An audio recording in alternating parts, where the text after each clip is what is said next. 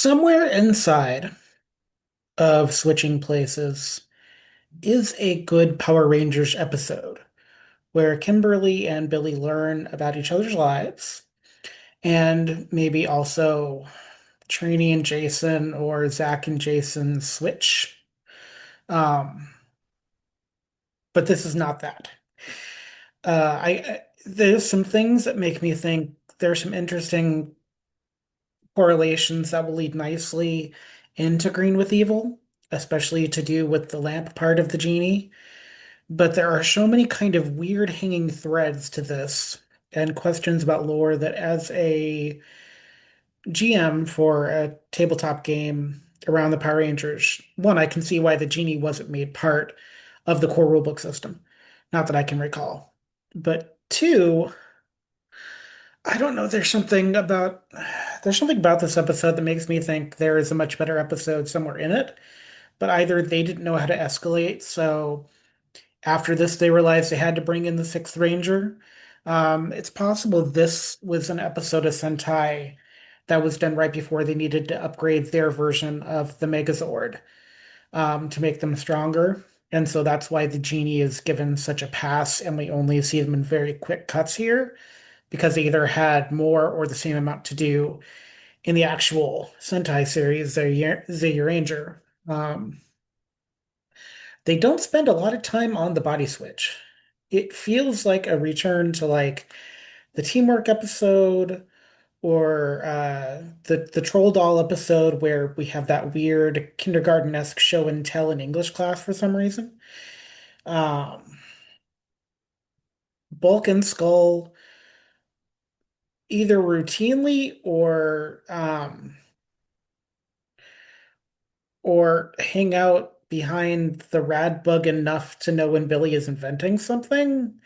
Like they're full on eavesdropping for some reason. Not quite sure why. I do like the Abbott and Costello thing they have here when they switch as well, and that just no one can tell they switched. With Billy and Kimberly, it's very, very obvious they switched. I do love the 90s version of Billy glamming himself up is putting on a vest, essentially, is what Kimberly does with him. Um, and really, Billy has no idea what to do with Kimberly. It's so interesting. Um,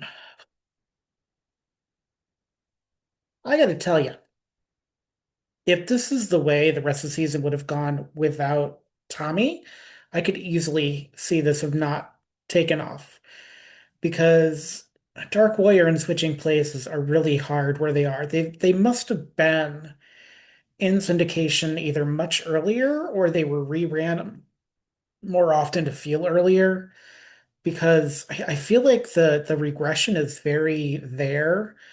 For some reason, Billy and Kimberly don't call in sick. They try to go about their days each other, but they never show us as the audience the discussion of why this would be happening and why it would or wouldn't work out. Um, Apparently, Kimberly is in home ec, but none of her friends are. And apparently, Billy teaches file management computer classes, which is fine, but wouldn't you want him to take the day off because Kimberly obviously doesn't either show an aptitude or has not learned enough yet to be it? Like Billy has to know on some level that would ruin his reputation.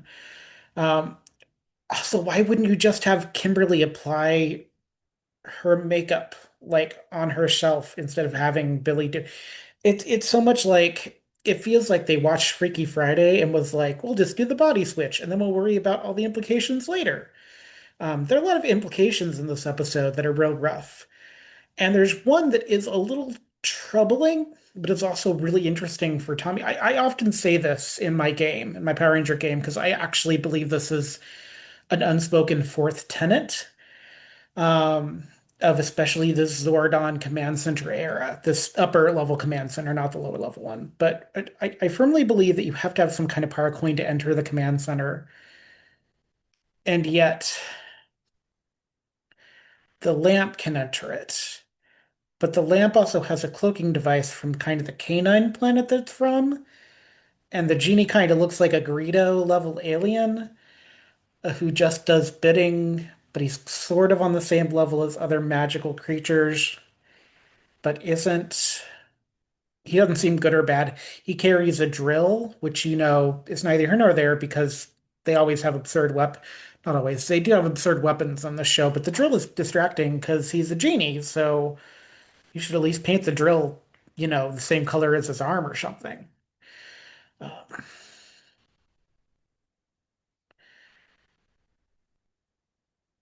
the genie's lamp and the genie are cloaked from being shown to Zordon. Goldar has to teleport Squad and Babu down so they can bring the lamp down. And then Zordon reacts to the lamp being unleashed by Squad accidentally, quote unquote.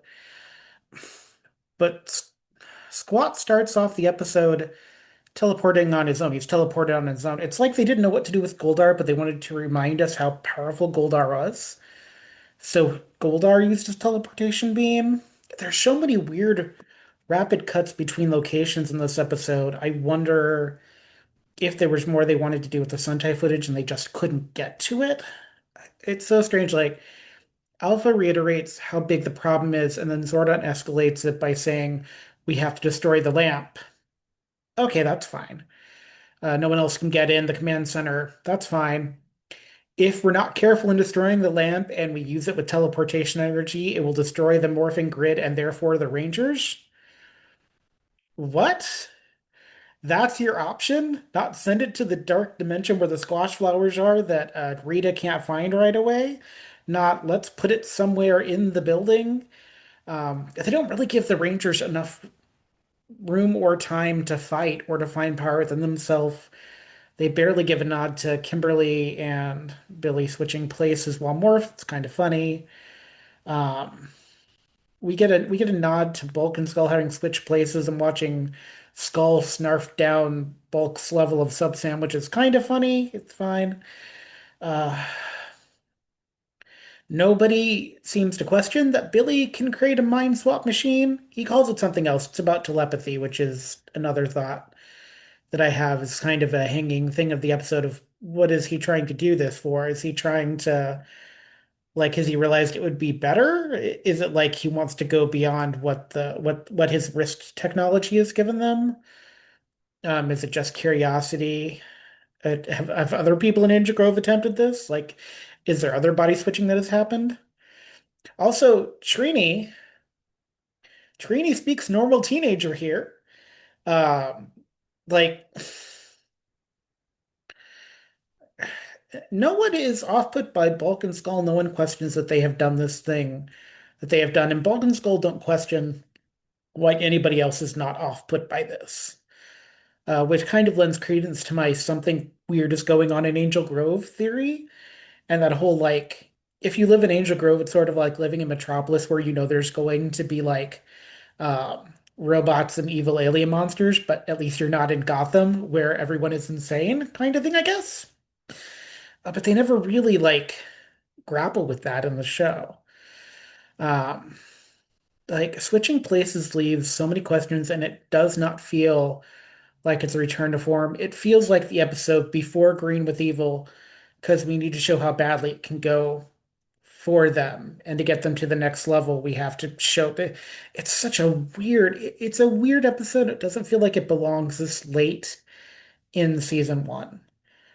I feel like this is something like other parts of the season and other seasons learned not to do this late because of switching places.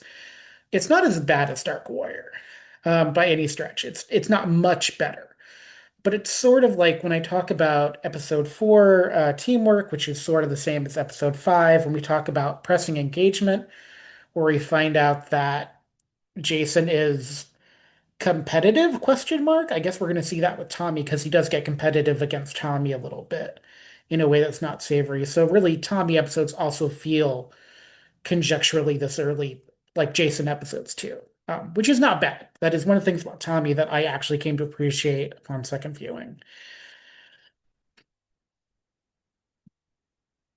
Yeah, but I mean, there's some. It feels like there's a different episode inside this episode that if they'd had time to think about it, time to do it instead of rushing, They could have done it. There's a lot of Alpha being kind of a worrywart that we kind of don't see much of in the show. There's a lot of them being teleported to remind them to try their best, and that trying their best is the lesson here. It's a weird like morality thing where like Zordon doesn't even address the body switching as though it's not even important to him, which gives me questions about Zordon as well, that either he didn't notice or he addressed it off screen and we just didn't hear it. Um, I can knock it out of my brain. There's got to be a better episode in the somewhere that either got canned or they realized they didn't want to build another Dark Warrior type monster, so they needed to find Sentai footage and that it didn't fit into the story. There's an element of the story where I thought the genie in the lamp could be brought to the side of good to switch Kimberly and Billy back and then sent back to the planet where it's from, because the genie doesn't necessarily like seem evil. It does relish in doing evil things, but like Mr. Tickle Sneezer did evil things until Trini told him to stop. So, could have gone that route with him. Um, he was very sentient. He wasn't a dumb creation. He wasn't one of Finster's clay monsters, so he didn't have any allegiance really to Rita. Uh, I guess he's put back because it doesn't seem like he's destroyed. He's put back in the lamp, and then the lamp is teleported somewhere? Question mark. I literally just watched the episode and I couldn't tell you what happens because they cut out of it so quickly. Um, and they cut back to the to body switching portion. Maybe they cut back to the body switching portion because of that, like the ending in the Sentai version doesn't fit. Maybe this was like that we're going to give you a better Megazord at the end of this, and that's why it doesn't. This is just one of the episodes that doesn't work using recycled footage, and you actually just needed the footage. Like you just need to make your own footage because there are several places like Rita comes down to Earth for this for some reason, which I don't really understand. Um, it's good if you like squat. It's okay if you like Babu. If you like Rita cackling and talking a lot, this is a good episode. This is a good Rita episode, I guess. But she does get a headache at the end. Doesn't try to kick the Power Rangers while they're down. Like, kind of back to my point of like, she always knew who the Power Rangers were, so she's just kind of toying with them. Um, her motivations are kind of known because Witch Bandora's motivations are about destruction and getting rid of good. So Rita has like, I'm going to conquer the next planet sort of vibe. So it's sort of similar enough if you squint like a magic eye painting. Um, yeah, just because we've had some really good episodes, I'm just really disappointed in Dark Warrior and switching places. Because Foul Play in the Sky exists, Power Ranger Punks exists, I Guy exists. Um, if anything, I'm yearning for Green with Evil, which is coming up next, because it kind of forces something new into the narrative. And I don't think I could take another poisoned drink does such and such episode. I think we have one more of those later. I get enough mileage away from it. It's kind of nice to know that coming up next, I'm going to get Rita doing spell casting, which is not something we've seen her do in a little bit of a while. Um, I think it's going to be really nice to see what we're going to see next after this. It's been very refreshing. I'm looking forward to it. If you like the 1976 Jodie Foster version of Freaky Friday, you might like Switching Places. If you like the Lindsay Lohan version, you're probably not going to like Switching Places because a lot of it feels very 70s in a way. Um, if you like watching the Rangers teleport place to place, this might be fine. If you want to learn how not to interrupt your combat with teleportation, this is a really great episode to watch. If you're a GM worried about escalation tactics and Hitchcockian time clocks for your combat, this is a great episode to figure out what not to do about it, kind of thing. Um, yeah, the Rangers are so pinballed in this episode. Like, I had some really good hopes for it because the opening of it, there's like a jazz melody, it's like a Pink Panther theme, as Squat is not breaking into Billy's garage, by the way. No one is locking their doors in Angel Grove, which is weird. Like, for a town that is being attacked pretty openly, pretty often, like in a way where they reported it on the news before, nobody's locking their doors, which is weird. Uh, Squat does not hesitate to fiddle with Billy's machine, which is fine. Um, Even though he doesn't know what it's going to do. He assumes it's going to scramble his brain like an olive, I think he said, which I had to like listen to again. I probably forgot. Yeah, there was a better episode inside of Switching Places. This is a thing that feels like it could have been a two-parter where they have the body switch and then they have the consequences for the body switch and then they have the genie reveal and they have to work together. This feels like it could have been a two-parter because there were so many threads to thread. And like this could have been an introduction into something happening with the intelligence level in Angel Grove. Like my version of the Switching Places episode in Moving into Green with Evil is that Tommy Oliver is like a military cadet or something like that that comes to the school and has an idea about what's going on with the intelligence levels. Which I think could have been interesting because there is sort of this not from around here aspect that has actual bonuses and advantages in building a character in the tabletop game. Like switching places into Green with Evil kind of makes sense, which is a bit why I give the pass, but there are like elegant ways to do it that didn't work. I know that Power Rangers Samurai much, much later did a Trading Places episode. I feel like one of the other Sentai seasons do a couple of these. They're not incredibly popular for reasons that are apparent if you watch Switching Places, but they do happen. And normally it's because you are going to learn about the other person. Um, I don't feel like Kimberly and Billy learned anything here. I feel like there was a lot of not the same level of regression. Uh, and it ends on laughter after Bulk and Skull get um, their brains switched back in the right. The thing that Billy builds is so interesting too, because it's like tall person, short person thing. It's this very, very weird, like look at my gizmo sort of thing, but it's not 90s. It doesn't have a 90s vibe. It just sort of is, which is why I think it's probably closer to the Sentai episode. But how does it relate to the genie? I can't tell. The genie is sort of just like I would have rather they brought back like mutated eye guy or something. Um, but that's not going to come around for quite a few seasons yet. Anyway, at this point in the show, by the way, just to give you some context for this point in the show, it is October of 1993. The first year that the Power Rangers have merchandise coming out is insane in 1993. So at this point, Switching Places came out, if this is actually in their correct order, October 4th, 1993 is what Google says. If this is when this came out, this was the episode right before people started buying toys for their kids. This episode works if you just want to see what the Megazord looks like. If your parents are passing through and they want to see what a Power Ranger looks like, this episode works for that. Um, Narratively, it kind of falls a little bit on its face, but for all the aspects of merchandising that matters, let parents know what they can expect to buy. Maybe they had a promo for the fan club or for the DARE program or some of the stuff that was going to start ramping up, which was going to lead to the union negotiations in season two, which is going to lead to half the cast walking away. Because at this point, this is probably the point where they were living in their cars a little bit. This is some behind the scenes lore that most people know now. Is that the reason we're going to get new Rangers in season two is not just because of them wanting to, like they talked about it a little bit. They couched it in the toys that become us the Netflix series.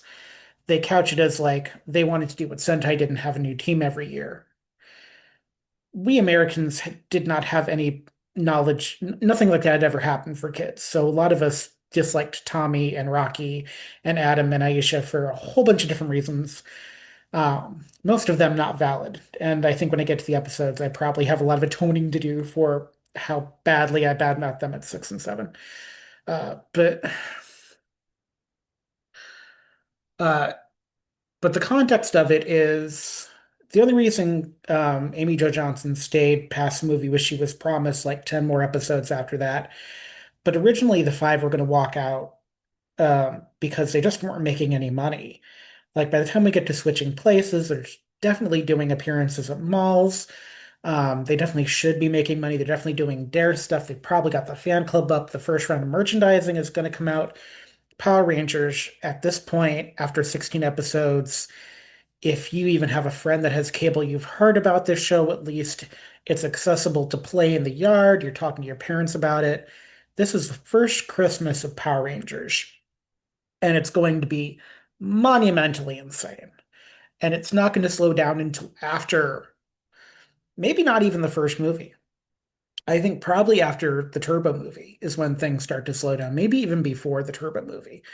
Um, and I'll get to that because I'm going to talk about both movies, try to do them in the sequence of when they would have been around. What's interesting is we know, and I'm going to talk a little bit about this in that I'm not paying for time, I'm trying not to tangent too much, but there's an idea here is that the movie is a different. Ninjor and Dulcea don't live in the same universe, so technically it's like its own universe, which is kind of fun. Which means Ivan Ooze really only exists in that universe and in my version of the Power Rangers because I have him in Centurion Ridge as a completely new villain. Uh, oh God. All right. So switching places is, I don't think, anyone's favorite episode. It's better than Dark Warrior. It has some interesting plot points about what magic can and cannot do, what the command center can and cannot do, what the morphing grid can and cannot do. That is the one kind of saving grace of this episode, besides kind of the opening premise of it, without the follow through. Uh, is this idea of what the morphing grid can and cannot do and its limitations, what Zordon is willing to do, what Zordon is afraid of, his relationship with the Rangers here feels a little stronger, giving it a little more credit than maybe it deserves.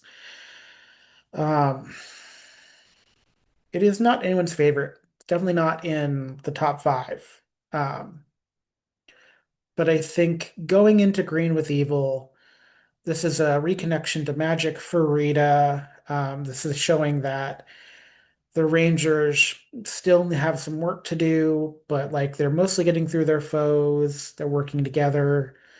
Um, The only really downside that I can see to the bringing in of Tommy at this point is that it feels like to me, and I'm hoping and maybe this is why Tommy comes in and then goes away for a little bit before he gets his redemption arc, is that I feel like I'm still struggling to learn about the characters of color. I feel like I know the most about Billy and then Kimberly and then kind of Jason. It feels like I don't know that much about Zach. I feel like the most I've learned about Zach is that he knows about surfing and maybe some skateboarding alongside. Also, he likes to celebrate his birthday. I feel like I don't know that much about Trini. And what I do know, I don't know that I'm like, it feels like I don't know about Trini. I feel like unless the message is that Trini has cultivated a personality, so we don't know much about her actual personality, like the thing that I know about Trini is that she is polite and helpful, which feels a little tokeny. Um, yeah, I wanted switching places to be like something that was going to raise my spirits after Dark Warrior, and just didn't. Um, if you're doing a full like watch through, you will have to watch it, and then you'll never have to watch it again, I guess. It really is like weirdly gender binary too. Like I feel like in the better version of this episode, where we know we're getting Tommy Oliver or something like that coming in, and there's like this idea about the intelligence thing, we get more about Kimberly and Billy leaning into their version of each other's strengths. So like maybe we get Kimberly has a Cher Horowitz moment, so like Billy builds her computer closet thing using her brain, but with her fashion sense, and she really loves it. And like maybe Kimberly gets to redesign Billy's mind editation machine so it looks really cool. Uh, like there's so many different versions of this. The one thing I understand to be true is because in '93 most home families didn't have a computer. It was still very, very new in 93, even in Angel Grove. Like you would have had a dedicated people outside of 90s kids may not know this, but like in my elementary school into my middle school, there were no personal computers in the rooms. It was a very rare thing to even like have a TV that you didn't roll in. What you did is you had a computer lab room, which was essentially a classroom with nothing but computers, and it was kept to like 60 degrees because they were afraid if it went above 65, the computers would burst into flames or something, I guess. So it was always really cold, and it was the gray desktop Win 3.1, Win 95s, even before that. Nobody was using Macs. Macs were a thing that were not happening in the Midwest, at least, which is where I saw the Power Rangers at. I don't think I saw my first Mac or Linux system outside of commercials for it until college, probably because Macs were very beautiful, very colorful, but very inaccessible pricing wise. They did not go into the computer war wanting to win economically.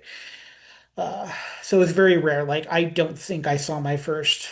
I think I saw my first Game Boy and my first Pokemon game before I saw my first like iMac of any kind. And then it was just on to so the one thing about Kim not knowing file management, this is why I'm like, why didn't they just today take the day off? Because they don't give any credence in this episode to walk a mile in each other's shoes.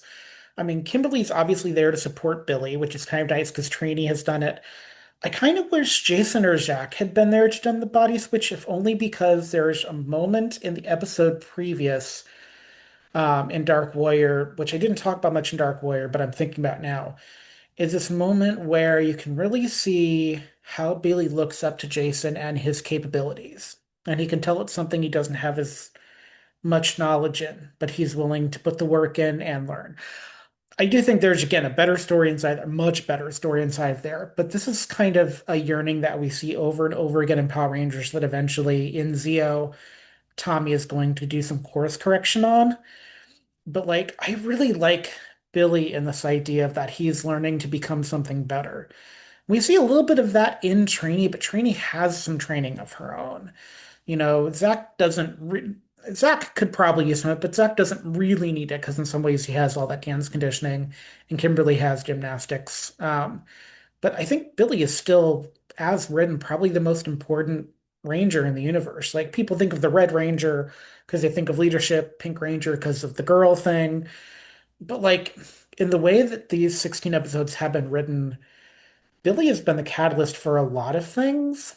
And Billy has done the research and Billy has done the work to create things like risk communicators that didn't exist, which was a thing they needed to figure out, and a really good merchandising opportunity because actually the risk communicators are a fabulous merchandise point. Yeah, switching places, it had a lot that could have happened with it, but the reality is that it didn't quite live up to the thing that it was supposed to live up to. Um, but now we move on, and it is time. I can't believe it's finally time to do this.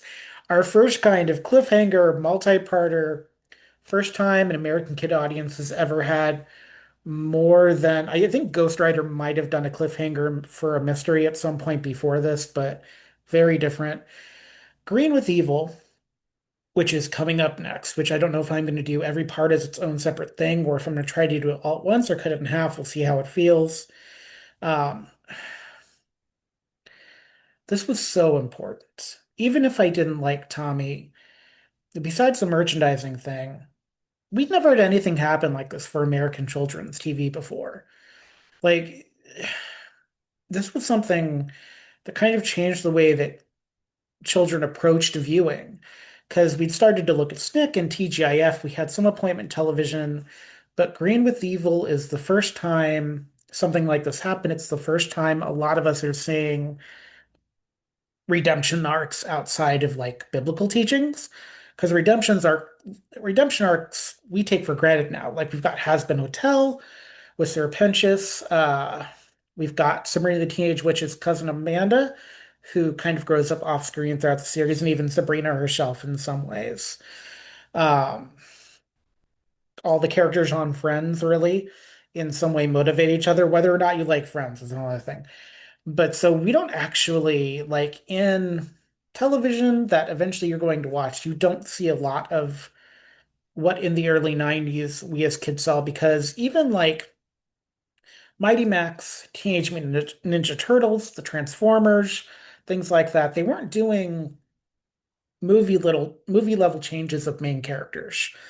If you go back and watch the original Teenage Mutant Ninja Turtle or the original Addams Family, the main characters don't change, it's everyone around them who changes.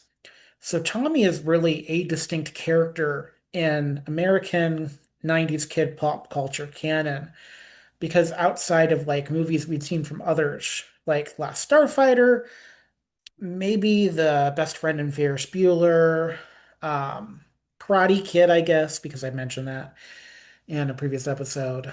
Like, but those are films you go to see in a theater, unless someone bought you a VHS, you only saw it in a theater. Um, Also, this might have started the Power Ranger VHS craze, the Green with Evil, because there's a whole bunch of VHSs that go out so people can watch these episodes of varying degrees. I don't think Switching Places wasn't any of them, but it became part of not just the fan club culture, but also just the culture of the show itself, of these VHS kind of things. Green with Evil is coming up. It's going to be better than Switching Places. I'm 99% sure. If it's not, then my nostalgia is way off whack. I'm kind of excited to see where it ranks, though. I'm excited to go on this journey with you to keep getting more phenomenal. Um, and as Zordon likes to say and remind us again and again, may the power protect you.